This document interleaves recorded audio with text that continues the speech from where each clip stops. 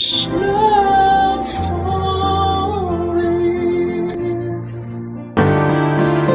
Mapagsakripisyo ang taong nagmamahal ng totoo. Kaya lang minsan ay meron ding mga abusado. Ikaw kabarangay, ano ang nakahanda mong gawin para lamang mapatunayan kung gaano mo kamahal ang isang tao? Dear Papa Dudut, good day sa inyo at sa mga kapwa ko panatiko ng Barangay Love Stories. Itago niyo na lamang po ako sa pangalang Annabel, 36 years old at isang VA. Ulila na ako sa mga magulang at wala rin akong mga kapatid. Ang nagpaaral sa akin ay ang tiyahin kong matandang dalaga na kinuha naman sa akin ang kamatayan dahil sa cancer 2 buwan matapos kong graduate. Kaya naman ang naging takbuhan ko na lamang at kasama sa buhay ay ang best friend kong si Barbara na nakilala ko noong nagtatrabaho kami sa bangko bilang financial analyst. Nandun pa rin siya hanggang ngayon samantalang ako ay nag-iba na ng career nung nagkaroon ako ng live-in partner na tawagin na lang natin sa pangalang PJ. Magsisimula ang kwento ko noong taong 2017 kung saan ay nag-uumpisa pa lamang kaming mag-date ni PJ. Nakilala ko siya sa isang dating app at agad kaming nagkapalagayan ng loob. Hindi po si PJ ang first boyfriend ko dahil nagkaroon na ako ng 2 ex bago ko siya nakilala. Pero pareho akong sawi sa 2 yon, kaya pinangako ko sa sarili ko na handa na akong tumandang dalaga. Pero pagkalipas ng halos 2 taon mula ng huli kong breakup ay sumubok ulit akong makipagkilala at ibinigay naman kaagad ng tadhana sa akin si PJ. 5 buwan niya akong niligawan bago ko siya sinagot. At pagkatapos ay niyaya na niya akong tumira kasama siya sa iisang bubong, Papa Dudut.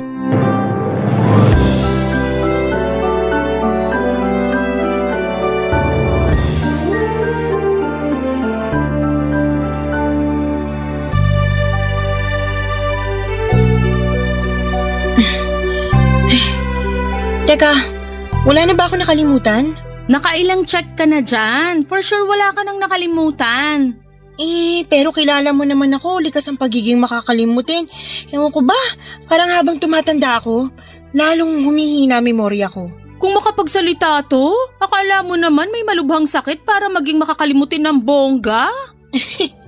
Grabe ka naman, pang malubhang sakit lang ba yun? Hindi ba normal lang yun kapag nagkakaedad ang tao? 29 ka pa lang, tapos ako 31. Hindi naman ako sobrang makakalimutin, no?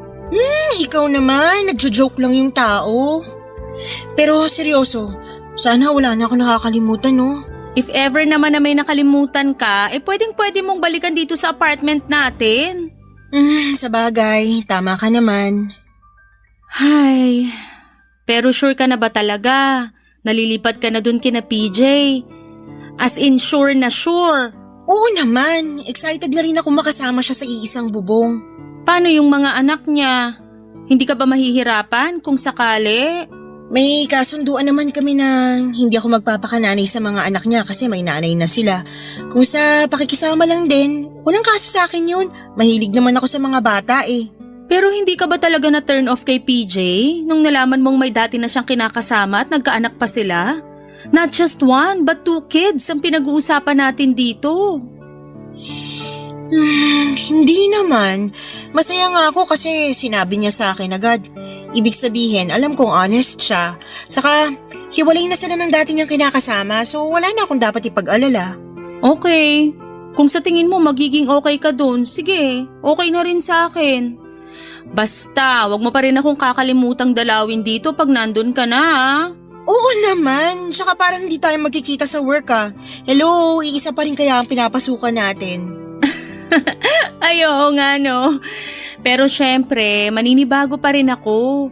Ilang taon din tayong magkasama dito sa apartment tapos ngayon mag-isa na lang ako. Pero don't worry kasi carry ko naman. Kailangan ko na lang uling sanayin sarili ko na mag-isa. Mag-asawa ka na kasi. Wala pa sa isip ko yan. At wag mo na rin ipagpilitan kasi alam mo stand ko dyan. Oo na. Akala mo yata hindi ko alam na hanggang ngayon inaantay mo pa rin na magkabalikan kayo ng ex mong tukmol? Tinawag mo na ngang tukmol tapos gusto mo pang balikan ko? No way! Hindi yan yung bukang bibig mo sa akin nung nag-inuman tayo, oy. Drama mo pa nga nun, sabi mo pa nga. Stop! Ayoko nang marinig kung ano man mga sinabi ko nung lasing ako. Di valid yun. May alak sistema ko. Parang nung nabaliw lang ako sa kanya nun, wala ako sa tamang pag-iisip. Sus! Pero seryoso wag ka nang babalik sa tukmol na yon. Sasaktan ka lang ulit nun. Nagawa ka ng lukuhin at pagmukhaing tanga tapos babalikan mo pa. Kaya no way na talaga. Pukpukin mo na lang ako ng bote ng wine pag binalikan ko pa.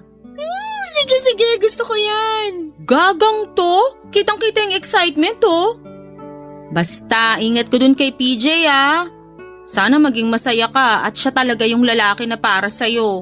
Oo naman. Salamat kasi nakasama kita sa loob ng ilang taon dito sa apartment natin. Hindi ko naramdaman na mag-isa ako kahit ulila na ako sa mga magulang at namatay pa yung nag-iisang tiyahin ko. Hindi mo lang ako best friend, para mo na rin akong kapatid. Kaya wag kang mag-atubiling hingi ng tulong ko pag kailangan mo ko.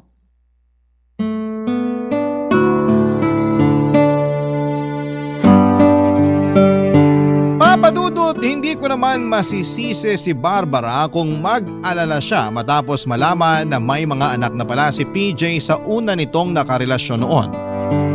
At nagko-co-parenting sila ng nanay nito. Ibig sabihin, salitan at naghahati sila sa pag-aalaga ng 2 bata. Kaya may mga pagkakataon na nasa apartment sila ni PJ nag-i-stay. Pero wala namang kaso sa akin yon dahil nagkasundo kami ng boyfriend ko na hindi ako magpapakananay sa mga anak niya dahil may nanay naman sila. Kaya kahit alanganin ang kaibigan ko sa plano kong pakikisama kay PJ, ay tinuloy ko pa rin ang paglipat sa apartment niya. Kung ako ang tatanungin ninyo, Papadudot, wala naman talagang problema sa akin lalo na kung ang gagawin ko lang ay pakisamahan ang mga anak niya. Mahal ko si PJ at willing naman ako mag-adjust para lang makasama siya. Saka 29 years old na ako ng mga panahon na yon. Baka sign na rin yun ni Lord para mapaghandaan ko ang pagkakaroon namin ng pamilya ni PJ sa hinaharap.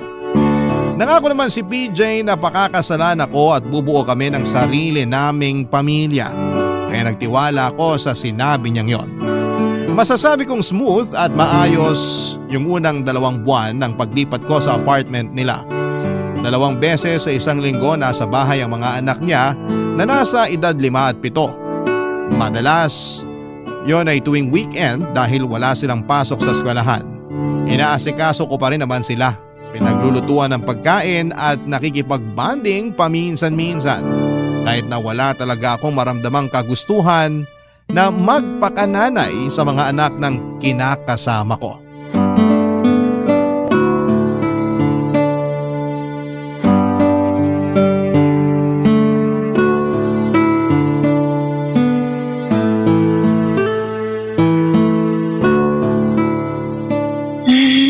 Naku naman, ang kalat naman dito. May basa pa sa sahig. Teka, punasan ko na muna baka may madulas. Nandito na ako! Ay! Hala, PJ! Bakit kasi may basa dyan sa sahig? Ito na nga, pupunasan ko na nga sana, kaso… Kaso ano? Dumating ako tapos inapakan ko kaya nadulas ako. Kasalanan ko na bigla ngayon. Ako na nga itong nasaktan. Bakit ka ba nagagalit? Hindi naman kita sinisisi Sa bibig mo galing lahat yan. Parang ganun na rin ang gusto mong sabihin. Kunwari ka pa. Tulungan mo akong tumayo rito. Sandali, halika. Upo ka muna. Nasaktan ka ba? Malamang. Nagtanong ka pa talaga. Bakit ba ang sungit mo? Inaano ba kita? Huwag mo akong tingnan ng ganyan. Naiinis ako Pati pagtingin ko issue na rin sa'yo, ayos ka rin Punasan mo na nga lang yung basa sa sahig. Baka mamaya madulas pa ako ulit dyan Ito na nga, pupunasan na nga. Hindi mo na ako kailangang utusan na parang katulong mo ako rito. Anong sabi mo? Wala. Kung wala-walain kumukha mo dyan. Saka bakit ang daming kalat dito sa sala? Tingnan mo yung dingding. Bakit may sulat ng ballpen yun? Naku, kalilinis ko lang nung isang araw. Bakit hindi mo tanungin yung mga anak mo? Sila kaya may kagagawan sa lahat ng kalat dito sa apartment, pati nga yung basa sa sahig na naapakan mo. Nakita ko kasi naglaro sila ng tubig galing sa lababo. At pinanood mo lang sila. Hindi mo man lang sinaway. Sinaway ko. Parang alam ko na kung kanino nagmana. Sinasabi mo bang sa akin sila nagmana? Oo, hindi lang kasi matigas ulo nila, mainitin din katulad mo. Anong sinabi mo? Alam kong narinig mo yung sinabi ko, wag mo nang ipaulit sa akin. Ano ba kasing pinuputok ng butsi mo? Hulaan ko. Dahil dito sa mga kalat ng mga anak ko, no? Oo, sino ba namang hindi maiinis? Ngayon na nga lang pahinga ko sa trabaho tapos babantayan ko pa sila. Ayaw pa nila makinig kapag pinagsasabihan, ang kukulit, ang lilikot, ang hilig magkalat. Natural! Mga bata yun. Magulat ka kung makita mo na silang naglalaba at nagba-vacuum dito sa apartment natin. Mas okay pa nga yun. Para naman may nagagawa silang maayos bukod sa pagkakalat. Alam mo, ikaw ang OA mo. Alam mo namang mga bata yun tapos di ka makaintindi. Ikaw tong naturingang matanda pero paurong ka mag-isip. At bakit parang ako pa may kasalanan? Masama bang magsabi ng nararamdaman? Wala kasing kwenta yung nararamdaman mo. Dapat mong gawin, lawakan mo pag-intindi mo. Hindi yung mas isip bata ka pa sa kanila. Buwisit ka.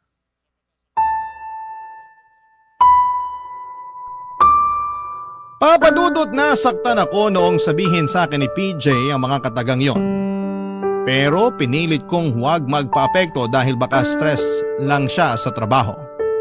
Kaya lang kahit na nung isip ko nakalimutan na lamang ang mga nangyari ay hindi ko pa rin magawa. Dahil hindi niya ako sinubukang intindihin. Stress at pagod din ako sa trabaho at dumagdag pa sa mga gawain ko yung mga anak niya. Tapos ay wala akong karapatang magreklamo dahil hindi naman daw ibang tao yung mga bata. Alam ko na mga anak niya yon at mas matimbang sa kanya ang kapakanan ng mga ito kesa sa akin. Kaya nga nalulungkot ako. Pakiramdam ko ay may kaagaw ako sa atensyon at pagmamahal niya ng mga panahong yon. Napaisip tuloy ako sa kung anong laban ko sa mga anak niya. Samantalang girlfriend pa lamang ako. Pero hindi na lamang ako nag-overthink masyado kasi baka magkasakit ako. At mas lalo kong hindi magampanan ang mga tungkulin ko sa bahay nila at sa trabaho ko. At ayoko naman na mag-away na naman kami ng kinakasama ko dahil dito. Barangay Love Stories. Barangay Love Stories. Papadudot nagkabati rin naman kami ni PJ pagkalipas ng ilang araw pero hindi ako nakarinig ng sorry mula sa kanya. Binaliwala ko na lamang yon at iniwasan ang pagiging sensitive. Naisip kong baka tama rin siya at masyado kong pinapansin ang lahat ng bagay kaya ako naapektuhan. Na OA ako. Dumalas ng dumalas ang pagpunta at pananatili ng mga anak ni PJ sa inuupahan naming apartment lalo na noong nagbakasyon. Doon ako sinabihan ni PJ na mag-resign sa trabaho ko sa bangko para mag-VA na lamang nang sa ganon ay may makasama raw sa bahay ang mga anak niya. Ganon ko siguro talaga siya kamahal. Kaya naman sinunod ko yung mga sinabi niya. Mabilis na lumipas ang 5 taon at wala pa rin pinagbago ang setup namin ni PJ. Kahit na hindi nanay ang turing sa akin ng mga anak niya, ako ang madalas na nag-aasikaso sa mga bata. Napamahal na rin naman sila sa akin pero hindi sapat ang pagmamahal na yon para ituring ko silang kadugo. Ang totoo ay pangarap ko talagang magkaroon kami ng sariling anak ni PJ at nangako siya sa akin na bubuo kami ng pamilya. Pero inabot na lamang ng 5 taon ay wala pa rin nangyayari sa pinangako niya sa akin. Kaya nga doon ako nagsimulang ma-frustrate, papadudot.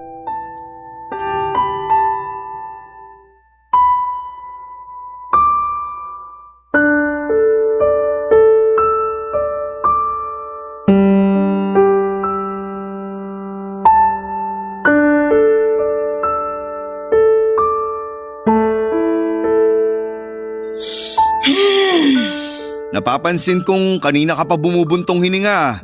May problema ka ba? Stress lang ako. Stress saan? Basta, Huhulaan ko. Sa trabaho. kaunti pero… Pero ano? Nandito ka lang naman sa bahay natin. Hindi ka bumabiyahe katulad ko kaya bakit ka mas stress? Seryoso ba talagang tanong yan? Oo, kasi di ko lubos maisip paano masistress yung mga katulad mong work from home. Usong-uso nga yan simula nung nag-pandemic.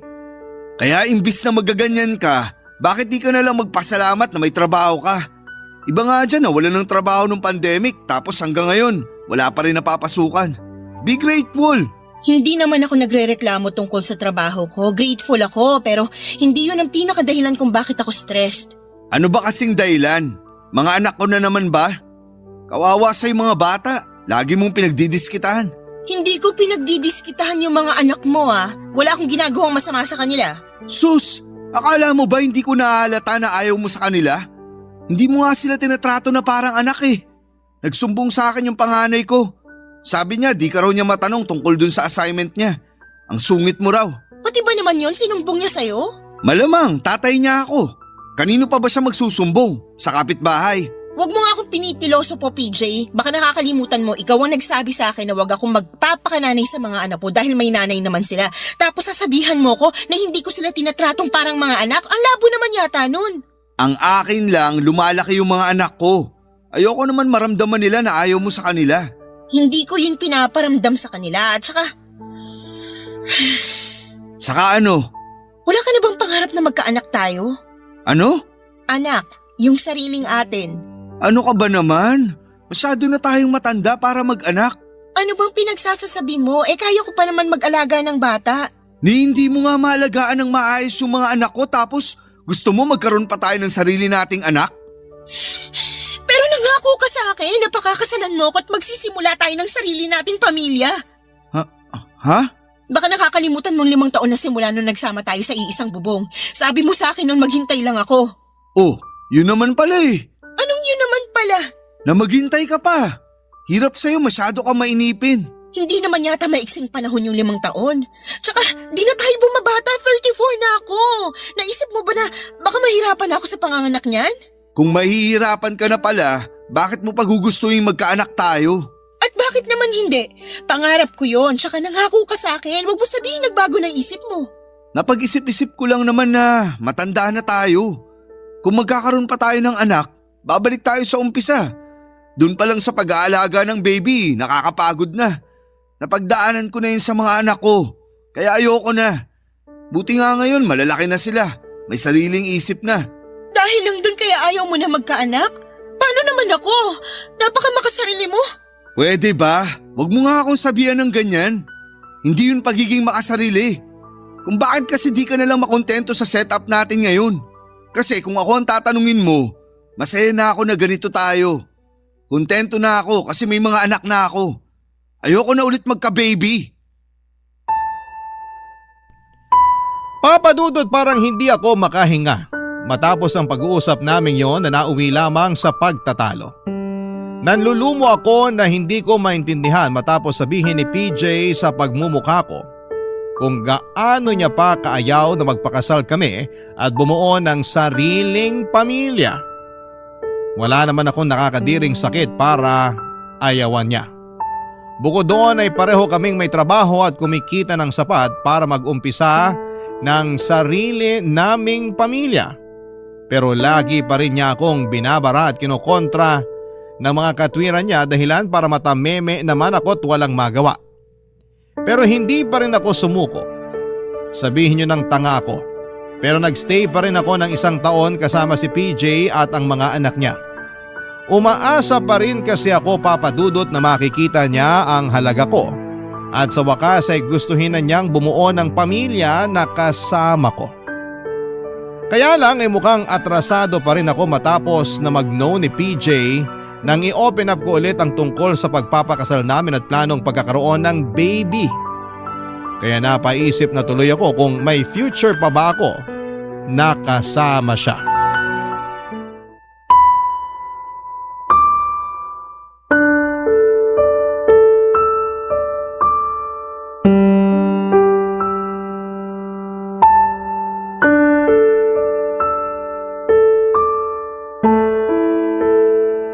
Ano? Sinabi niya yun sa'yo? Oo. Sabi niya ayaw na niya magka-baby kami. Ayaw na rin niya akong pakasalan kasi nagsasama naman daw kami. Aksaya lang daw yun sa pera na Masyado daw ako naghahangad pa. Lakas pala ng amats niya eh. 6 na taon kang nakisama sa kanya, umasa kang pakakasalan kanya at bubuo kayo ng sarili niyong pamilya tapos sa huli, ganyan lang din ang sasabihin niya? Nasaan na ba yung PJ na yan ang makatikim na mag-asawang sampal sa akin? Hindi ko na alam gagawin ko. Sinunod ko naman yung gusto niya. Nagpakanani ako sa mga anak niya kahit wala akong maramdamang maternal connection sa mga bata. Mahal ko naman sila pero hindi sapat yung pagmamahal na yon para tratuhin ko silang tunay na anak. Kasi nga, pangarap mo magkaroon kayo ng sariling anak ni PJ. Oo eh. Tsaka nangako siya sa akin na pakakasalan niya ako at magkakaanak kami pero biglang ayaw na raw niya. Ewan ko kung bakit nagbagong isip niya. Paulit-ulit ko siyang kinakausap tungkol doon pero paulit-ulit lang din ang sagot niya. Ayaw niya talaga. Gosh, ang sakit lang sa part mo na ikaw pa talaga yung nakiusap sa kanya na tuparin niya yung mga pangako niya sa'yo matapos mong maghintay ng 6 na taon. Tapos ginawa ka pa niyang nanay sa mga anak niya kahit na kamo may kasunduan kayo na hindi mo kailangang magpakananay sa mga bata. Hindi ko naman sila pwedeng pabayaan eh. Siyempre, konsensya ko pa rin yun. Pag nasa apartment sila, inaasikaso ko sila. Pinagluluto ng pagkain, nakikipag-bonding ako sa kanila. Kaya nga, ang bait mo sa part na yon. Grabe yung extra service mo pa kay PJ at sa mga anak niya. Wala akong masabi. Hindi ko naman iniisip yun kasi nga mahal ko si PJ. Alam ko, kasi nagawa mo pa ngang mag-resign sa trabaho natin para lang sundin yung kagustuhan niyang mag-work from home ka na lang. Para may makasama sa bahay yung mga anak niya. Oo, pero wala naman akong pinagsisisihan eh. Pero para ka ng ermitanyo na nakakulong lang dun sa apartment niyo. Partida, di ka pa niya asawa. Pero kung tratuhin ka niya, akala mo alila ka niya eh. Kung bakit kasi masyado ka rin bigay todo sa lalaking yan? Tingnan mo tuloy nangyari. Kasi nga mahal ko si PJ. Kilala mo naman ako pag nagmahal, di ba? Bigay todo talaga. Lahat ng pagsasakripisyo gagawin ko, mapasaya ko lang yung taong mahal ko. Oo nga, pero si PJ ba, mahal ka? Sorry pero sa nakikita ko parang ginagamit ka lang niya eh. Unang-una na doon yung pagiging instant yaya mo sa mga anak niya. Hindi naman siya dating ganyan nung nakilala ko. Napaka mapagmahal niya, maalalahanin tsaka maalaga. Alam ko namang nagbabago ang tao pero grabe naman yung pagbabago niya. Oo, kasi parang imbis na mapabuti, napasama. Ewan ko ba? Baka kasi nakita niya na willing kang gawin lahat para sa kanya kaya inabuso ka na niya. May mga taong ganun eh. Pag alam nila na mahal mo sila, gagamitin nila yung pagmamahal na yon para gatasan ka. Kasi alam nila na hindi mo sila kayang iwan. Anong gagawin ko? Mahal ko si PJ pero nasasaktan ako sa pagmamahal kong yun sa kanya. Pag ganyan, wala nang ibang pwedeng gawin kundi makipaghiwalay. Kailangan mong kayanin yung sakit kasi ikaw na rin ang may sabi na nasasaktan ka na sa pagmamahal mo sa kanya. Para sa akin, di hamak na mas madali namang indahin yung sakit ng paghihiwalay kesa pananatili. Papadudod sa totoo lang ay may punto lahat ng mga sinabi sa akin ni Barbara. Na baka wala naman talaga akong inaasahan kay PJ dahil puro lamang siya salita. Naisip ko rin na pwedeng habang nagsasama pa kami ay meron na siyang iba. Hindi ko lang nahalata kasi magaling magtago ang kinakasama ko. Grabe ang sakit-sakit isipin ng mga posibilidad na yon. Idagdag mo pa yung sinabi ni Barbara na baka sinasamantala lamang niya ang kabaitan ko kasi alam niyang mahal na mahal ko siya. Papadudot may bahagi sa puso ko na gusto nang makipagkalas kay PJ dahil pagod na ako sa setup namin. Hindi na rin naman ako bumabata. 35 na ako at gusto ko pang magkaanak pero sa nakikita ko ay hindi yon maibibigay sa akin ni PJ. Pero ewan ko ba naman sa sarili ko. Kasi mas lamang pa rin sa akin yung kagustuhan ko na magstay kahit na matapos akong i-real talk ni Barbara. Mahal ko si PJ at alam ko rin naman na mahal niya ako. Pero parang may kulang, Papadudot. Yung bang mahal lamang niya ako sa salita pero hindi naman sa gawa. Barangay Love Stories. Barangay Love Stories. Papadudot ng sumunod na buwan ay nag-resign si PJ sa pinagtatrabahuhan niya dahil sa stress. Nainis pa nga ako kasi hindi man lang niya yon sinabi sa akin.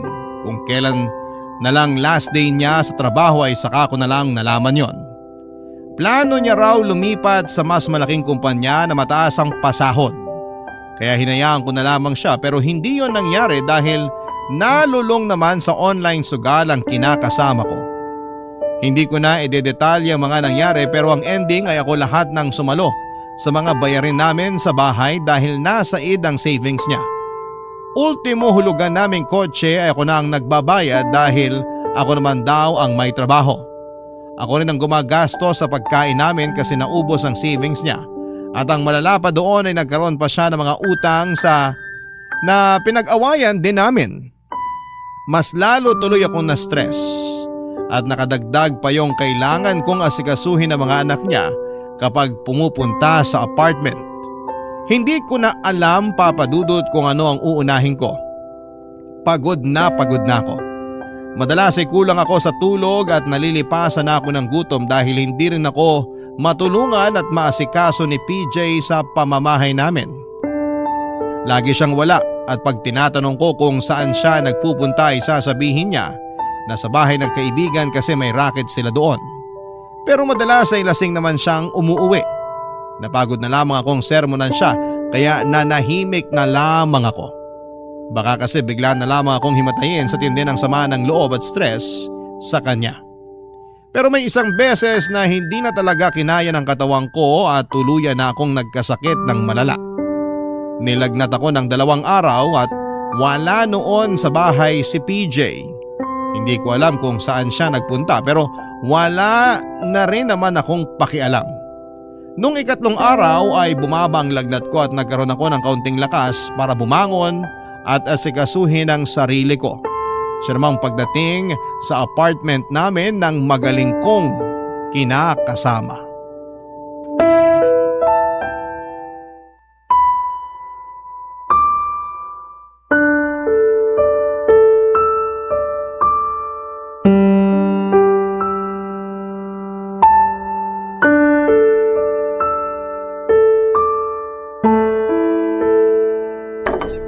Ano ba yan?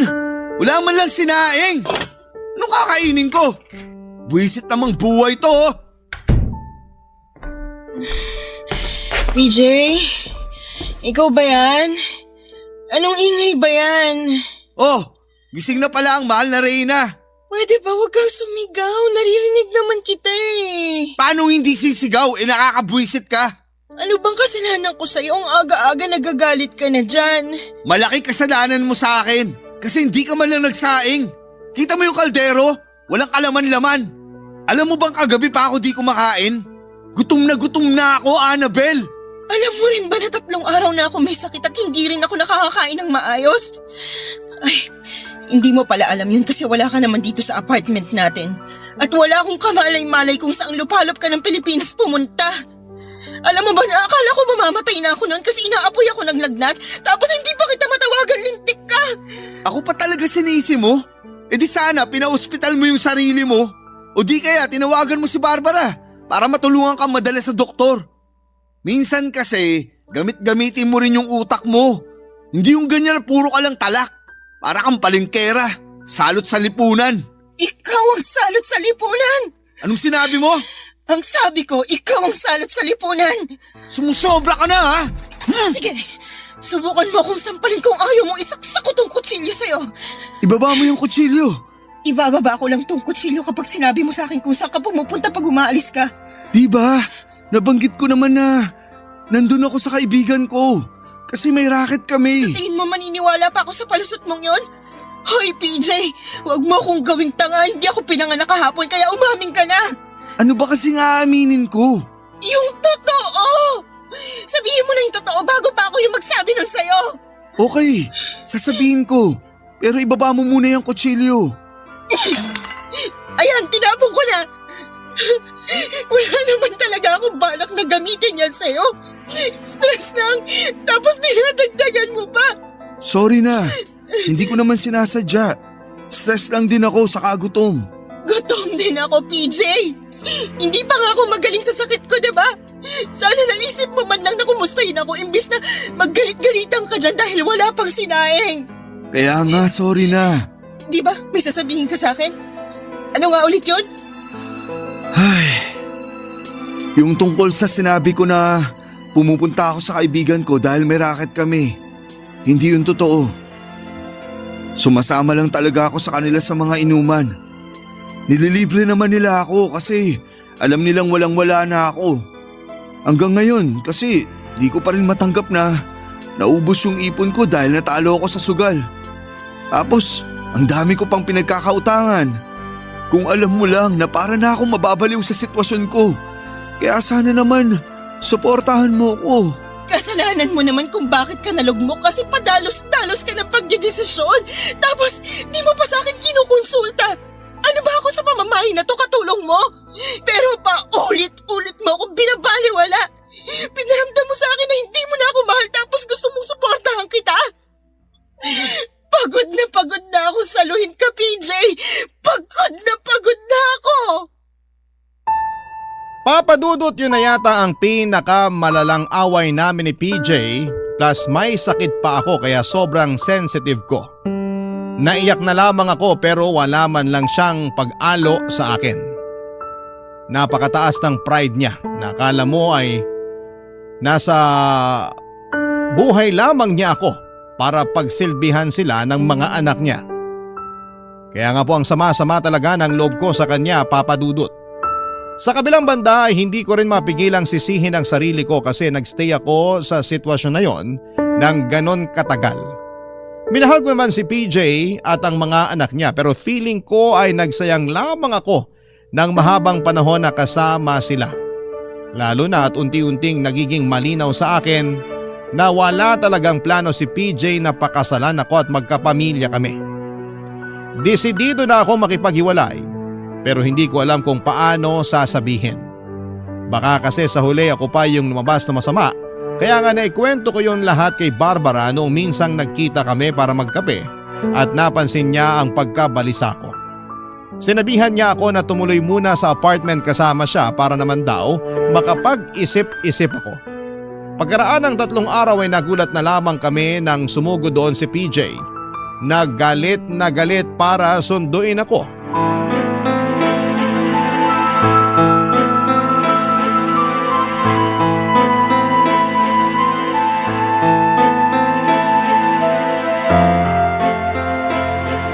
Mabuti pa PJ, umalis ka na rito sa apartment ko.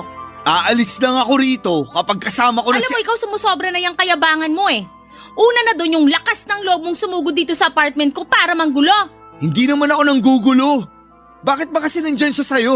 Eh hindi naman ikaw yung kinakasama niya. Sabihin mo, may relasyon ba kayo? Lakas talaga ng amats mo no.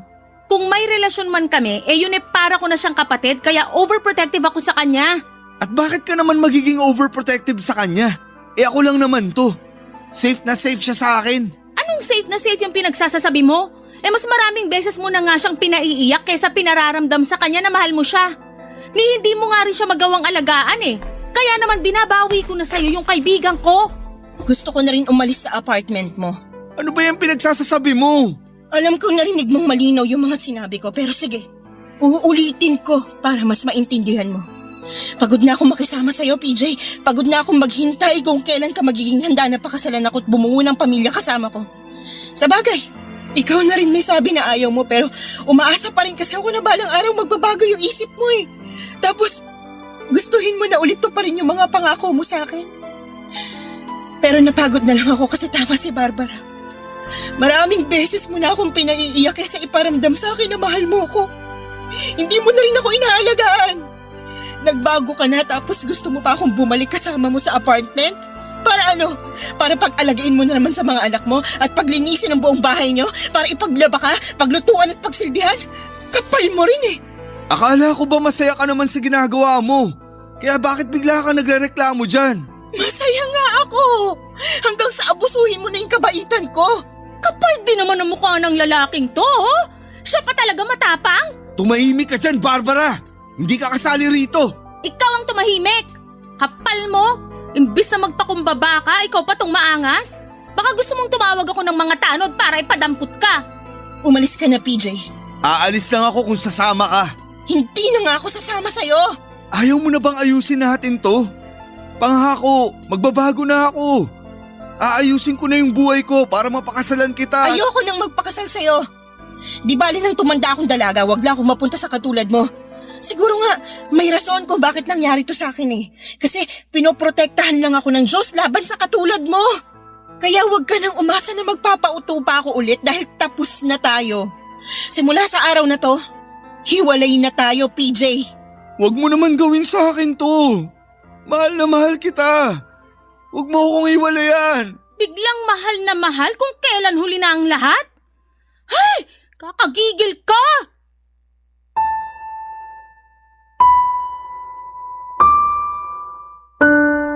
Papa Dudut, hindi na rin naman ako napilit ni PJ na sumama sa kanya pabalik sa apartment niya ng araw na yon.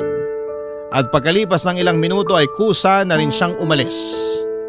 Nang sumunod na araw ay nagpasama ako kay Barbara na kunin ang mga gamit ko sa apartment ni PJ. Wala siyang imik noong pinatuloy niya kami at pinanood lamang habang nag-iimpake. Sinubukan niya pa akong kausapin at makiusap na sana'y magbago pa ang isipan ko pero hindi na po talaga. Bagaman naawa rin ako sa kanya ay ayoko na ulit maranasan yung mga sakit at lungkot na pinagdaanan ko sa loob ng relasyon naming dalawa. Ayoko na ulit maramdaman na wala akong kakampi at nag-iisa ako habang kami pa. Kaya nga mabuti na lamang at tapos na ang ira ng pagpapakatanga ko. Hindi ko pinagsisihan na minahal ko si PJ pero ayokong mag-alaga ng lalaking tumatandang paurong. Na-realize ko kung gaano ako nag-settle for less dahil lamang mahal ko siya. Kahit nga siguro bare minimum ay hindi niya maibigay sa akin kaya sinabi ko sa sarili ko na ayoko na. Hanggang ngayon, Papa Dudut, ay masakit pa rin sa akin ang mga nangyari pero umaasa ako na balang araw ay makakapag-move on din ako. Wala na po akong balita kay PJ at sa mga anak niya pero nasa panalangin ko pa rin na sana'y nasa mabuti silang kalagayan. Kasi kahit papaano ay meron pa rin naman kaming pinagsamahan. Hanggang dito na lamang po ang sulat ko, Papa Dudut, at umaasa ako na sana'y mapili po ninyong i-ere ang kwento ko. Virtual hug po sa lahat ng mga dumaan sa kapareho kong sitwasyon. God bless po sa inyong programa. Ang inyong forever kapuso at kabarangay, Annabel. Barangay Love Stories. Barangay Love Stories. Ako, gigil na gigil talaga ako sa nangyayari sa kwento natin. O ikaw, kabarangay, kumukulo rin ba dugo mo? Pwede kang mag-iwan ng comment sa ating comment section. Nagustuhan ng iyong napakinggan? Ituloy yan via live stream sa www.gmanetwork.com/radio. Barangay LS 97.1 Forever. Love Stories.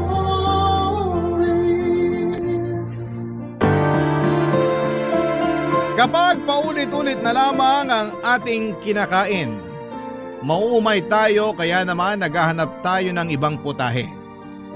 Pero hindi ito maaaring gawin sa totoong buhay lalo na kung may karelasyon tayo dahil malaking kasalanan ito.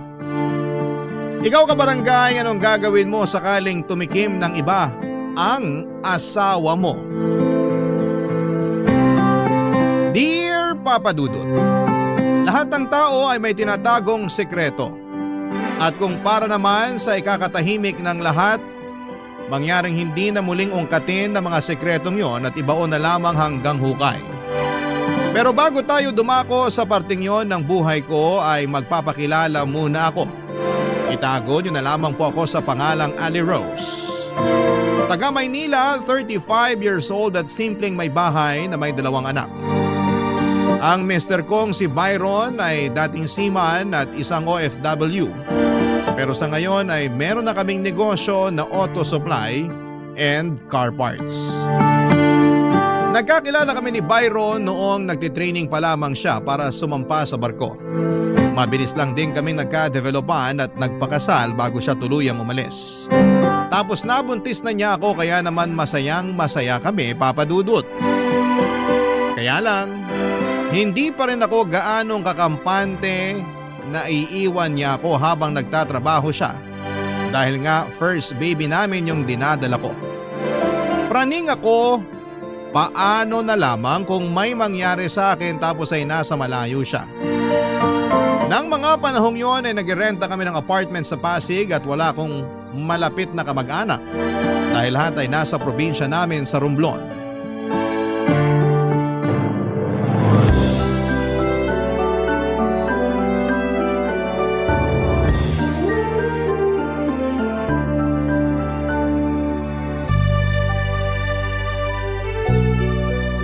Kanino ko pa napapansin na tahimik ka, sweetheart? Pagod ka ba? Hindi naman. Ikaw nga halos naglaba tsaka naglinis ng bahay. Paano ako mapapagod? Siyempre, gusto kong pagsilbihan ng asawa ko eh. Naku, ikaw talaga? Totoo kaya yun? Hindi naman porke lalaki ako, hindi na ako marunong sa mga gawaing bahay. Turo sa amin ng nanay namin, tulungan daw namin na magiging asawa namin sa paglalaba, pagluluto at paghuhugas ng pinggan para hindi raw kami iwanan. Hindi naman kita iiwan dahil lang doon. Pero thank you sa mga tulong mo. Lalo na ngayon na buntis ako. Madali ako makaramdam ng kung ano-ano sa katawan. Kaya nga eh, pero excited na talaga ako maging tatay. Excited na rin ako sa pagdating ng baby natin. Pero hindi ko pa rin maiwasang matakot. Matakot saan? Kasi kailangan mong umalis. Iiwan mo ko mag-isa dito sa apartment natin. Kahit na kaya ko naman, natatakot pa rin ako. Sweetheart. Hindi ba talaga pwede na dito ka na lang sa malapit magtrabaho? Huwag ka nang sumampa ng barko. Hindi pwede. Kasi nakapirma na ako ng kontrata. Tsaka sayang naman yung oportunidad. Ang tagal ko rin hinintay yun eh.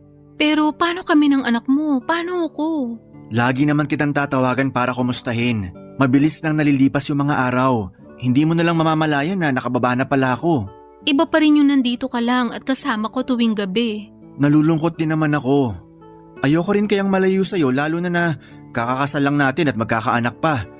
Pero kung dito lang ako magtatrabaho, hindi tayo makakaipon agad ng pera para sa panganganak mo. Di ba marami pa tayong pangarap sa buhay? Oo. Gusto natin makaipon para makabili ng sariling bahay. Gusto rin natin maibigay sa anak natin yung mga pangangailangan niya. Lahat ng yun ay mangyayari lang kapag malaki-laki ang sweldo ko. Aminin na natin na napapagaan ng pera ang buhay ng mga tao. Alam ko naman yun. Pasensya ka na kung masyado lang akong emosyonal.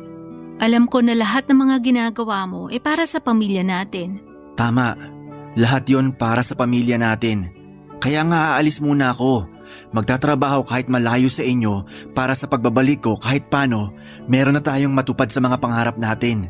Kahit pa unti-unti basta mahalaga umuusad. Salamat sa pagiging responsableng padre de pamilya. Napakaswerte namin dahil sa'yo. Ako ang swerte sa inyo. Basta, kung hindi mo na kayang mag-isa rito sa apartment, welcome ka dun sa bahay namin sa Binangonan. Kinausap ko na si Mama. Gustong-gusto ka nga niya umuwi ron para maalagaan ka niya habang nagbubuntis ka eh. Talaga? Hindi ba nakakahiya sa kanya? Hindi yun. Bakit ka naman mahihiya? Nanay ko yun. Siyempre, hindi naman mawawala yun eh. Sabi ko nga, gustong-gusto ni Mama na umuwi ka doon. Kaya sabihan mo lang ako kapag mahirapan ka rito ha. Alam mo namang importante sa akin ang kapakanan mo at ang magiging anak natin. Basta pangako mo, mag-iingat ka dun sa barko, okay? Oo, pangako yan. At huwag kang mambababae.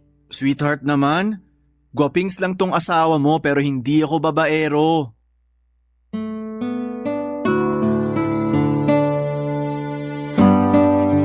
Papadudot, naiintindihan ko naman na gustong umalis ni Byron para mabigyan niya kami ng maayos na buhay ng anak niya. Ramdam ko sa mga salita niya na desidido siya at nakikita ko ang determinasyon sa kanyang mga mata. Ako rin naman, Papadudot, gusto kong makapag-ipon kami ng pera para sa kinabukasan ng aming anak. Kaya kahit takot ako mag-isa, nilakasan ko ang loob ko. Pumayag na rin akong tumira muna kasama ang mama niya na nasa Binangonan, Rizal ng mga panahong yon. Lalo na noong nag 6 months na ang tiyan ko. Mabait naman ang nanay ng mister ko. In fact ay todo asikaso siya sa akin noong nandun ako sa bahay nila. At hanggang sa mga anak ko ay hindi ako pinabayaan ng mother-in-law ko. Naisip ko nga kung nasa malapit lang sana ang mama ko. Pero kahit na nasa malapit lang siya, hindi kami in good terms lalo na noong nagdesisyon akong umalis sa probinsya namin sa Romblon para magtrabaho sa Maynila. Mahabang kwento pero galit siya sa akin kasi hindi ko sinunod yung gusto nilang mangyari ng tatay ko na ipakasal ako sa mayamang taga doon lang din sa amin. Ang bata-bata ko pa noon at nangarap akong makapagtapos ng pag-aaral. Pero hindi na noon natupad dahil mas ginusto ko na lamang na magtrabaho. Naging waitress ako sa isang resto bar at doon kami nagkakilala ni Byron. 2 buwan matapos kong mga anak ay nagsabi ako sa mister ko na gusto ko na ulit bumalik sa nirerentahan namin. Nang time na yon kasi Papa Dudut ay umuwi sa bahay ng mother-in-law ko, ang panganay niyang anak na lalaki na may pagkabatugan at bossy kong umasta. Kaya na ako hindi na sinasanto. Kaya bago ko pa siya mapatulan ay nag-decide na akong umalis na lamang sa kanila. Kahit mahirap ay nag-adjust rin ako ng mga panahong yon. Kinaya ko alang-alang sa peace of mind ko, Papa Dudut.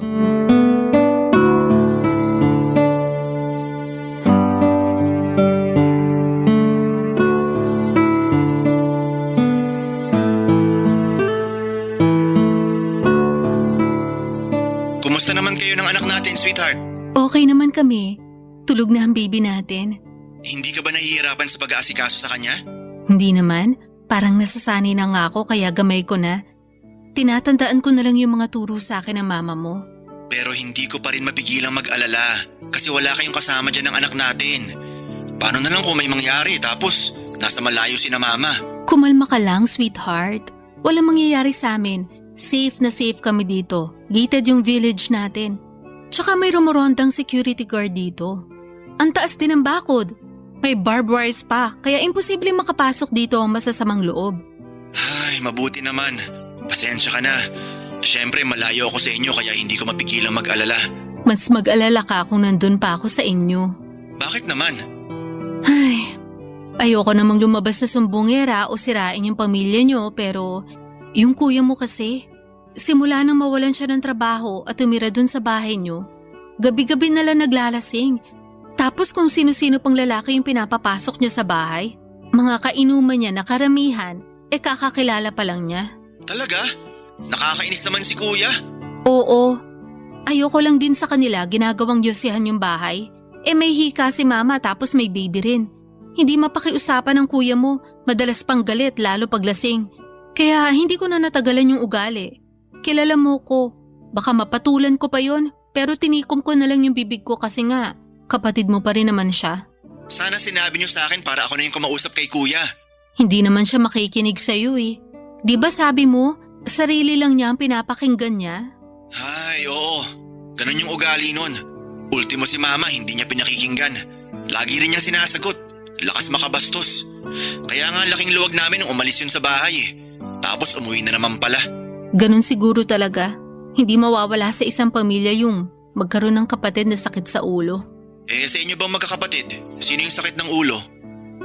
Ako yata. Paano mo naman nasabi? Siyempre, hindi ko sinunod yung gusto ni nanay at tatay.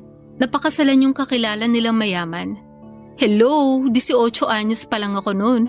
Ang bata-bata ako pa tapos gusto nila agad ako mag-asawa. Sobra naman sila. Sinabi mo pa? Tsaka ayokong tumira at tumanda doon sa amin. Bakit? Kasi pangarap kong makita at marating ang Maynila. Kaya nga buti na lang talaga nangailangan ng trabahador sa resto bar niya yung kaibigan ng tiyahin kong taga rito sa Pasig. Kaya ka sumama papunta riyan? Oo. At kaya rin nagalit sa akin yung mga magulang ko. Pero matagal na yon. Ilang taon na rin yung nakakalipas. Hindi pa rin ba kayo nagkakabate? Mahirap na kasi talagang ibalik yung dati naming samahan kahit na sabihin mo mga magulang ko sila. Para sa kanila, suwail akong anak. Feeling ko nga, tinakwil na nila ako nung araw na umalis ako sa probinsya namin sa Romblon at tumapak dito sa Maynila. Ganun ba? Nakakalungkot naman. Oo, pero hindi ko na yung masyadong iniisip. Nakaraan na yon. Ang mahalaga sa akin yung pamilyang binubuo natin sa ngayon. Mahalaga rin kayo sa akin, sweetheart. Kaya nga nangangako ako na iingatan at aalagaan ko kayo ng anak natin. Ako rin, iingatan at aalagaan ko ang sarili ko at ang anak natin hanggang sa pagbabalik mo. Papa Dudut, thankful ako kasi palaging tumatawag sa akin si Byron ng mga panahong yon para kumustahin kaming mag-ina.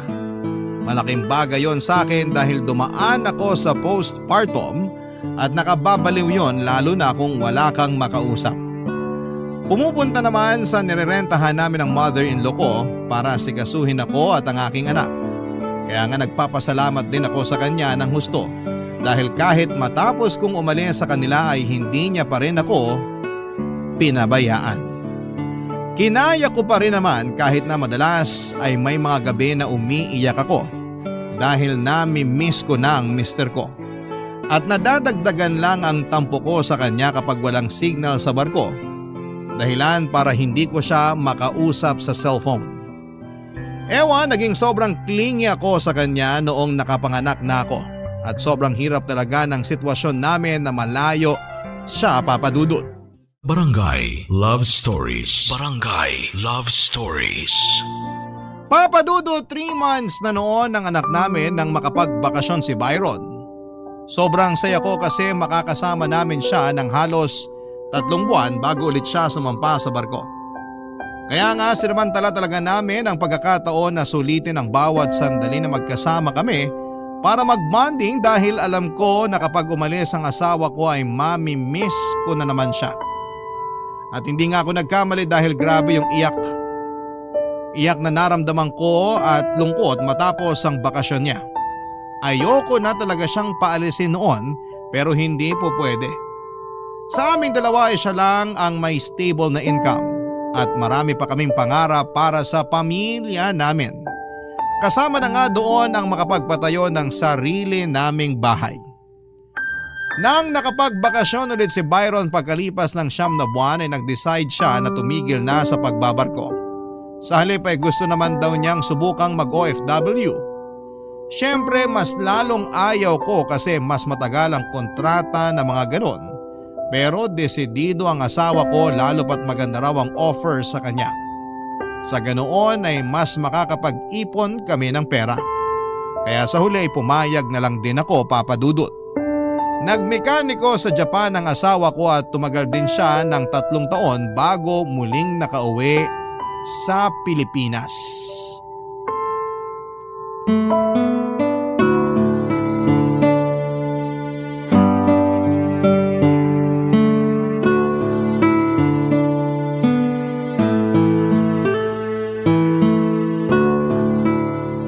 Grabe! Ang sarap talaga ng steamed pompano mo. Hanggang ngayon nasa dila ko pa rin yung lasa. Naku, baka naman kailangan mo lang mag-toothbrush para mawala yung lasa sa dila mo. Nakapag-toothbrush na ako, no? Siyempre, biro lang. Alam ko miss na miss mo ang mga luto ko. Lalo na yung pompano. Kaya nga sinarapan ko talaga ng gusto eh. Oo, miss na miss ko nga. Masasarap naman pagkain dun sa Japan. Pero iba pa rin dito sa atin. Lalo na kapag luto ng misis ko. Nambola ka pa? Hindi kaya yun pambobola. Pagsasabi lang yun ng totoo. May iba tayo. 3 taon ka rin sa Japan. Babalik ka pa ba uli doon? Tungkol sa bagay na yan, oo, babalik pa ako. Akala ko ba ayaw mo na? Kasi namimiss mo na kami ng anak mo. Oo nga. Pero kulang pa kasi ipon nating pera, sweetheart. Habang tumatagal, mas nagmamahal yung presyo ng pangarap nating lupa't bahay. Pwede naman kasi nating hulug-hulugan. Hindi natin kailangan bilhin ng isang bagsakan. Hindi ko kasi alam yung kalakaran sa ganyan. Paano kung mawalan ako ng trabaho habang hindi pa tapos yung paghuhulog natin? Pwede naman tayong kumonsulta sa mga ahente tungkol sa bagay na yan. Para mas alam natin yung gagawin. Ewan ko. Wala akong tiwala sa mga ahenteng yan. Yung iba kasi sa kanila, in-scam ako. Ha? Paano? Basta, ayoko na lang ikwento kasi kinalimutan ko na nga yun. Hindi naman lahat ng ahente, ganun. Baka nakatsyempo ka lang nang wala sa puso yung ginagawang trabaho. Kumbaga, pera lang ang habol tapos pinababayaan na yung mga kliyente pagkakuha ng komisyon. Kaya nga yun ang dahilan kung bakit gusto ko pang bumalik sa ibang bansa. Tsaka mag-aaral pa yung anak natin. Mas lalaki lalo yung mga gastusin natin. Ang akin lang naman, lumalaki na yung anak natin. At kahit na-explain ko naman sa kanya na ikaw ang tatay niya, na kailangan mong umalis para magtrabaho sa malayo, ilang pa rin sa'yo yung bata? Sa umpisa lang naman yun kasi nga ngayon lang niya ako nakita. Matagal din ako sa Japan bago nakapagbakasyon kasi nag-pandemic pa. Yun nga. Sana nga kasi ayoko namang lumaki siya na malayo ang loob sa'yo. Hindi mangyayari yon kasi sabi mo alam naman niya na ako yung tatay niya. At pinaliwanag mo sa kanya yung dahilan kung bakit kailangan kong umalis at magtrabaho sa malayo, di ba? Oo, sabi ko, para rin naman sa kinabukasan niya. Tama. Pero naisip ko rin na masyado pa siyang bata para maintindihan yon. Kaya nga gusto ko sana na dito ka na lang sa atin magtrabaho. Sweetheart, alam mo namang maliit ang sweldo rito sa atin. Pwede naman tayo magbawas ng pinagkakagastusan natin para mapagkasya yung kikitain mo sakaling dito ka na nga magtrabaho. Ayoko pa rin. Kasi kaya nga ako nag-abroad para mabigyan kayo ng maalwang pamumuhay. Tapos gusto mo magtipid tayo para lang mapagkasya yung sasahurin ko? Pamilya lang naman natin yung iniisip ko.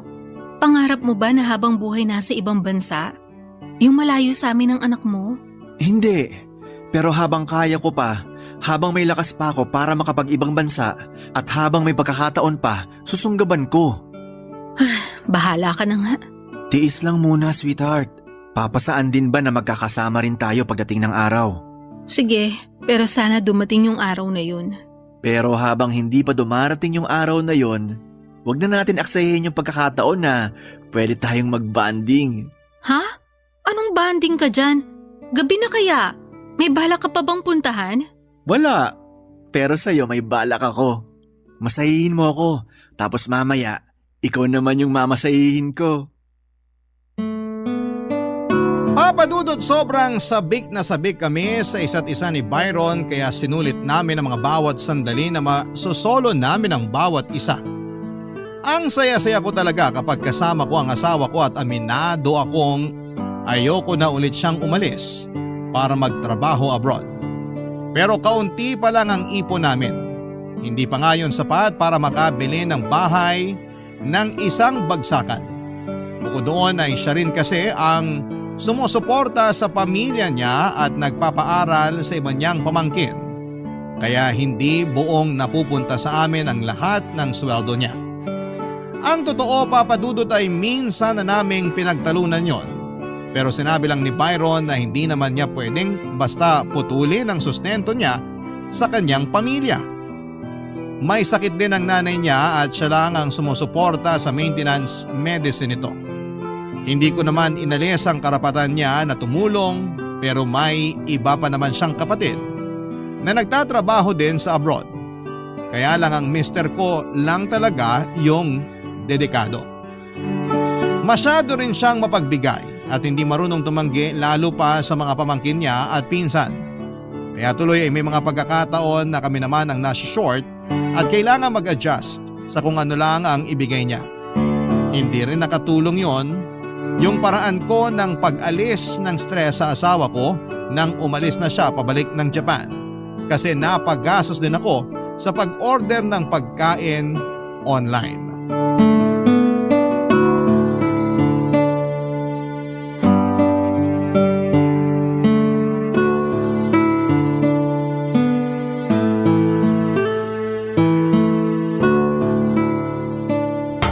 Tao po!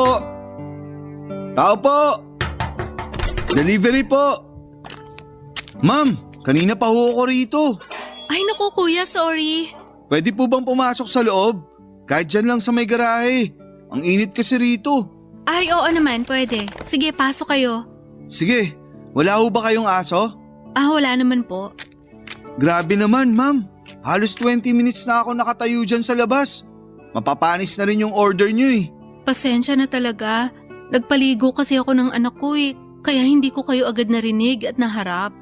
Hindi ko rin hawak yung cellphone ko. Nako naman. Pasensya ka na talaga ha. Ito na rin yung bayad. May tip na rin yan para naman sa paghihintay mo. Uy, salamat ho ma'am. Buti naman nagpatip kayo. Mag-isa lang ho ba kayo rito? Ha? Bakit mo tinatanong? Wala naman. Oh, teka, baka isipin nyo masamang tao ako ha. Hindi ako ganun, ma'am. Tinanong ko lang kasi nakapag-deliver na rin ako rito last time at pinaghintay nyo rin ako. Pero mga 10 minutes lang naman.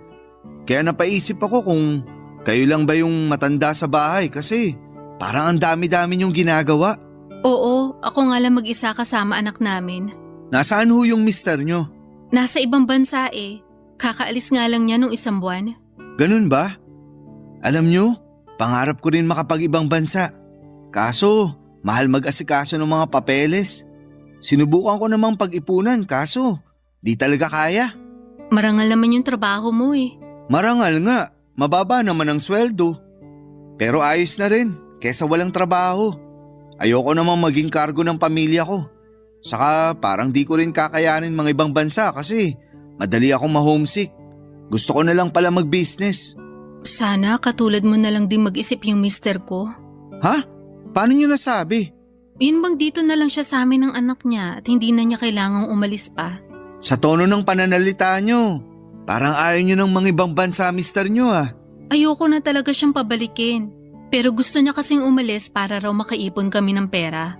Basta ang akin lang naman, pwede naman siya rito magtrabaho o mag-business. Kahit naman paano, may naitabay kaming pera mula sa dati niyang trabaho sa barko. Ganun ba? Baka naman may binabalikan siya sa ibang bansa, di kaya? Ano bang sinasabi mo dyan? Mahal kami ng mister ko. Joke lang naman, huwag na kayong magalit. Hindi ako galit. Ayoko lang bigyan puwang sa isip ko yung sinabi mo. Kalimutan nyo na yun, kasi feeling ko loyal naman sa inyo yung mister nyo. Baka gusto niya lang talaga kayong bigyan ng maganda at maayos na buhay ng anak nyo, kaya siya nangingibang bansa. Baka nga. Sige na ho, mauna na ako. Baka magtaka na amo ko kasi wala pa ako sa tindahan namin. Sige. Salamat ulit. Tsaka pasensya ka na kasi pinaghintay kita. Ayos na ho yun. Salamat din sa tip. Enjoy your meal, Ma'am Ali Rose. Thank you. Pwede ko bang malaman yung pangalan mo? Monty na lang ho. Thank you ulit, Monty. Papadudot, aaminin kong nalibang akong kausap si Monty at hindi namin namalayan ang oras. Para kasi ako nagkaroon ng kaibigan sa katauhan niya. Bagay na hindi ko na naranasan simula nang magkaanak kami ni Byron. Sa anak namin at sa pagiging housewife na kasi umikot ang mundo ko simula nang magpakasal kaming dalawa. Hindi rin marami ang mga kaibigan ko, 2 o 3 lang yata mula sa dati kong trabaho at pare-pareho na rin naman kaming may sariling pamilya. Paminsan-minsan ay nagkakausap kami sa messenger at nagpaplanong lumabas pero hindi naman natutuloy dahil sa kung ano-anong mga kadahilanan. Hanggang sa lumipas na lamang ang mga panahon at makakalimutan namin yon. Kaya nga thankful ako dahil na-distress talaga ako sa maiksi naming kwentuhan ni Monty. First time ko rin kasi na maka-encounter ng madaldal na delivery rider. Hindi naman ako natakot o nailang sa kanya kasi mabait naman siya at magalang. Kaya nga papadudot na padalas ang pag-order ko sa restaurant nila. At lagi kong hinihiling na sana'y si Monty ang mag-deliver para naman makita ko siya. At makapagkwentuhan muli kaming dalawa kahit sa maiksing sandali lang. Papadudot. Barangay Love Stories. Barangay Love Stories. Papadudot, 1 buwan pa lang halos nakakaalis ang mister ko pabalik sa Japan nang makilala ko nga itong si Monty. Tapos nagsimula na rin kami mag-usap sa text message. Nanguna siyang magpadala ng mensahe sa akin ng pangungumusta. Nireplyan ko naman siya kaagad kasi ang nasa isip ko ay baka gusto lamang niyang makipagkaibigan. Saka napapasaya naman ako ng pag-uusap namin lalo na kapag naiinis ako kay Byron. Naisip ko na ayos na rin yon kesa naman malagas lang at maubos ang buhok ko sa pagka-stress. Kaya lang sa pag-uusap namin yon ay nauwi sa espesyal na pagkakaibigan na walang label, papadudot. Na mga panahong yon may kinakasama na rin naman siya pero wala pa silang anak. Bukod doon ay hindi raw maayos ang relasyon nila At katulad namin ni Byron ay madalas din silang nag-aaway. Gusto raw kasi ng kinakasama niya na siya ang masunod sa pamamahay nila. Kaya nga dinadamayan ko noon si Monty sa tuwing may hindi sila pinagkakasunduan ng live-in partner niya.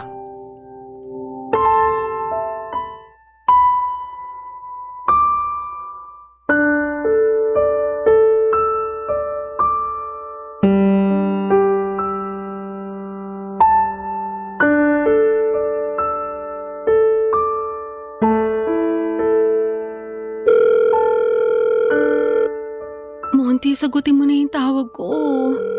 Nasaan ka ba kasi?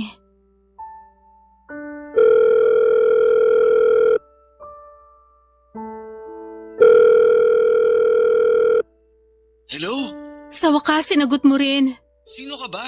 Anong sino ako? Si Ali Rose to. Ay, napatawag ka. At bakit ganyan ang tono mo sa akin? Anong gusto mo? Maglambing-lambingan ako sa'yo. Nandito kinakasama ko. Saka bakit ka ba tumawag? Buti na lang ako yung nakasagot, kundi yari tayong dalawa. May sasabihin kasi ako sa'yo, Monty. Ano ba yun? Mahalaga ba yun? Oo. Ano nga? Sabihin mo na para matapos na tong usapan natin. Mauhuli pa ako ng kinakasama ko eh. Buntis ako. Nabuntis mo ko. Ha? Sigurado ka ba dyan? Oo, sigurado ako. Kasi dinatnan pa ako last month. Nako, naloko na. Anong gagawin natin ngayon? Hindi ko alam. Natatakot ako na baka hiwalayan ako ng mister ko pag nalaman niya. Hindi ko rin alam yung gagawin natin. Hindi pa ako handang maging tatay. Kaya nga di ko pa binubuntis kinakasama ko eh. Kaya pababayaan mo ko ngayon? Baka nakakalimutan mo, dalawa tayong bumuo sa batang to. Hindi ko naman nakakalimutan yun, no? Nalilito pa kasi ako. Di ko pa ma-absorb yung mga sinasabi mo. Hindi naman natin mahal ang isa't isa, di ba? Oo, hindi nga. Bakit? Kung ganun, tapusin na natin ang ugnayan natin. Huwag ka na magpapakita sa akin. Huwag mo na rin akong ite-text o tatawagan. Ha? Ano bang pinagsasasabi mo? Ayoko lang malaman ng asawa ko yung kalokohan natin, kaya please lang, tapusin na natin. Paano yung bata sa tiyan mo? Paano yung anak ko? Hindi ka pa naman handang maging tatay, di ba? Oo. Kaya hindi ikaw ang kikilalaning tatay ng anak ko. Anong ibig mong sabihin? Si Byron ang kikilalaning tatay ng anak ko kasi siya naman ang asawa ko. Sigurado ka ba dyan? Oo naman. Hindi ka ba sasabit? Ako nang bahala. Basta sundin mo na lang yung sinabi ko. Huwag ka na magpapakita sa amin ng anak ko. Ay, ewan ko sa'yo. Anong ewan mo sa akin? Mangako ka, Monty. Mangako ka na hindi mo na kami guguluhin ng anak mo kasi ayaw mo naman talaga sa kanya, di ba? Hindi naman sa ayaw ko. Hindi pa lang ako handang maging tatay. Ganun na rin yun. Ibang klase ka rin, no? Kung makapagsalita ka, parang tuta lang pinag-uusapan natin dito ah. Bakit kasi hindi ka nalang magpasalamat sa akin na binigyan kita ng pabor? Ako na nga yung magbubuntis. Ako yung manganganak at magpapalaki sa bata. Ako na nga ang bahala. Basta para sa akin, may karapatan pa rin ako sa batang yan. Kasi dugot laman ko pa rin siya. Kalimutan mo na yung karapatang yon dahil hindi naman natin mahal ang isa't isa. Natukso lang ako kasi ikaw yung nandyan. Pero na-realize ko na ayaw ko pala kami maghiwalay. Ay, ewan ko ba naman sa inyong mga babae? Tapos sa amin kayong mga lalaki may ganang magalit kasi nambababae kami. Kayo rin naman, marunong mga liwa. Pareho lang naman tayo ng aliwa ah. Kasi may kasalanan ka rin sa kinakasama mo. Kaya kung ayaw mong malaman niya, ilibing na lang natin sa hukay tong sikreto nating to. Nagkakaintindihan ba tayo? Bahala ka na nga. Mangako ka muna, Monty. Bakit kasi ang dami mo pang arte? Sige no, gusto ko lang na may panghawakan. O sige na, sige. Nangangako ako na hindi ko na kayo guguluhin ng magiging anak natin. Papadudot, una sa lahat ay nainis ako na hindi pala nakasave sa phone ni Monty ang number ko. Kaya pang estranghero ang bungad niya sa akin nang sagutin niya ang tawag ko. Sa bagay, naiintindihan ko naman na mas mabuting hindi niya isave ang number ko sa phone niya para iwas huli sa ka-live-in niya. Matapos nga ang pag-uusap namin, desidido akong hindi ipakargo kay Monty ang anak niya dahil ayokong masira ang kasal namin ni Byron. Doon pa lang ay nag-sink in sa akin ang bigat ng kasalanang nagawa ko sa mister ko at sa kasal namin nang pumatol ako sa tukso. At mas malala pa ay nagbunga yon ng bata. Buti na lamang at nakumbinsi ko si Monty na ayaw ko siyang kilalaning ama ng anak namin at tapusin na namin ang aming komunikasyon. Nangako kami sa isa't isa na itatago namin ang sikretong nagkaanak kami hanggang hukay. Kakalimutan na lang namin na minsang naglaro kami ng apoy. Pagkatapos, ang sumunod kong ginawa ay sinabi ko kay Byron na buntis ako. Hindi naman siya mahirap paniwalain dahil bago siya umalis ay maraming beses na may nangyari sa amin.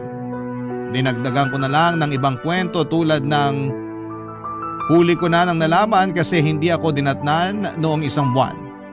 Kaya nga tuwang-tuwa ang asawa ko nang malaman niyang magkaka-baby ulit kami. Simula nang sinabi ko yon sa kanya ay bumalik na ulit yung pagiging maalaga niya sa akin. Lagi akong kinukumusta ni Byron at ang pagbubuntis ko.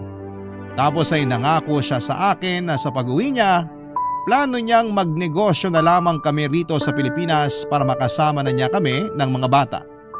Mabilis na nagdaan ang 2 taon, malaki na ang anak namin ni Monty na ang kinilalang tatay ay si Byron.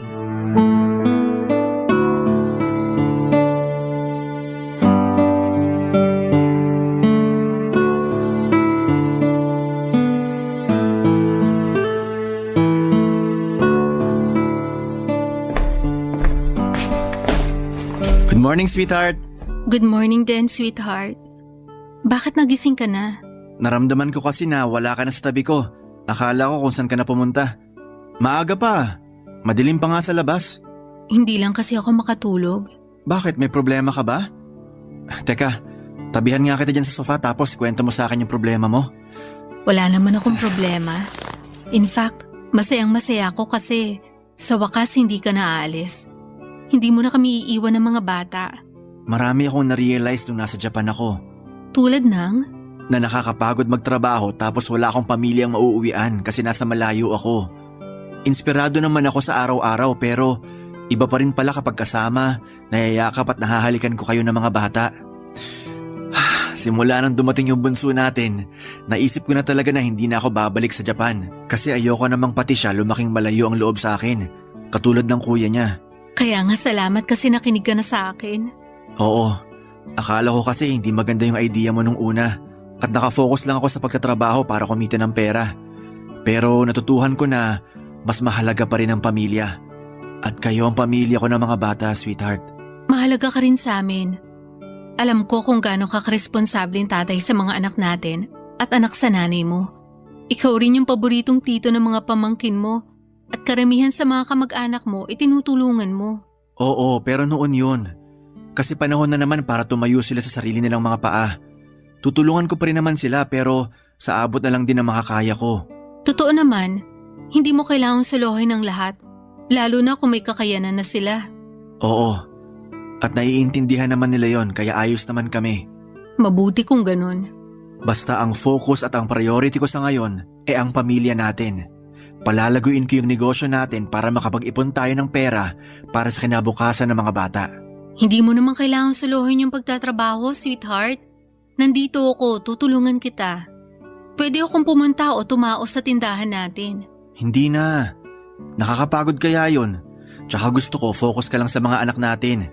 Kami na ang bahala dun sa tindahan. Sige, pero plano ko sana magtinda-tinda rin ng pagkain online. Talaga? Ano namang pagkain ang ititinda mo? Mga pastries, mga cake. Pero matagal pa naman yun kasi gusto ko munang matuto pa. Para naman hindi ako mapahiya sa mga magiging customer ko. Kung ganoon mag-enroll ka sa baking class para mas matuto ka pa. Yun nga rin ang plano ko. At susuportahan kita kasi alam ko may potensyal ka. Talaga? Oo naman. Ang sarap mo na nga magluto. For sure, mas magiging masarap ang mga produkto na ibibake mo. Salamat, excited na ako. Para ako nabuhayin ng dugo. Maghahanap na ako ng short-term course sa baking na pwede kong kunin. Yung maluwag lang din sa schedule para hindi ko mapabayaan yung mga anak natin. Sige, pero mamaya na yan. Maaga pa. Mabuti pa bumalik muna tayo sa pagtulog. Sa bagay, parang inantok na nga ako. Pero sigurado ka bang wala kang problema? Wala, ayos lang ako. O paano? Tara na sa higaan? Sige, tara. Ay sandali sweetheart, may sasabihin pala ako. Ano yun? Kahit na anong mangyari, mahal na mahal kita. Mahal na mahal ko kayo ng mga bata. Mahal na mahal ka rin namin. Pero kung makapagsalita ka parang may mangyayari ah. Wala naman. Emosyon na lang ako kasi buo na uli ang pamilya natin. Sama-sama na uli tayo. At pangako ko sa inyo na hindi ko na kayo iiwanan pa para magtrabaho sa malayo. Papadudot ang totoo, gabi-gabi akong kinakain ng konsensya ko dahil sa pagsisinungaling ko sa asawa ko. Pero wala naman akong lakas ng loob na aminin sa kanya ang katotohanan dahil siguradong masisira ang pamilya namin. Kaya nga pinilit kong kalimutan ang pagtataksil ko sa kanya. Pero may mga pagkakataon na nahihirapan ako lalo na kapag nakikita kong sobrang close ni Byron sa anak namin ni Monty. Mahal na mahal niya ang bata na parabang sa kanya talaga ito nanggaling. At imbes na matuwa, nasasaktan ako kasi pareho kong niloloko ang mag-ama ko. Pero ang totoo, may isa pa talaga akong dilema kaya ako napasulat sa programa ninyo. Neto kasing nakaraang buwan ay nagulat ako nang i-chat ako ni Monty sa Messenger at kinukulit na gusto niya raw makita ang anak namin. Nung una ay nagalit ako sa kanya kasi nangako siya sa akin na hindi na niya kami guguluhin pa. Pero nakonsensya naman ako noong sabihin niyang may malubha siyang sakit at baka hindi na raw siya magtagal sa mundo. Kaya gusto niya raw sanang makita ang anak namin kahit man lamang sa picture. Hindi ko na idedetalye ang nangyari sa kanya pero nagdadalawang isip ako kung susundin ko ba ang kagustuhan niya. Ayoko kasi talagang makita o makilala niya ang anak namin pero naaawa naman ako sa kanya. Ano kaya ang pwede kong gawin? Sana po ay mapayuhan ninyo ako. Hanggang dito na lamang po ang sulat ko at sana'y mapili po ninyong i-ere sa programa ninyo sa Barangay Love Stories. Ang inyong forever kapuso at kabarangay, Ali Rose. Barangay Love Stories. Barangay Love Stories. Ako, gigil na gigil talaga ako sa nangyayari sa kwento natin. O ikaw, kabarangay, kumukulo rin ba dugo mo? Pwede kang mag-iwan ng comment sa ating comment section. Nagustuhan ng iyong napakinggan? Ituloy yan via live stream sa www.gmanetwork.com/radio.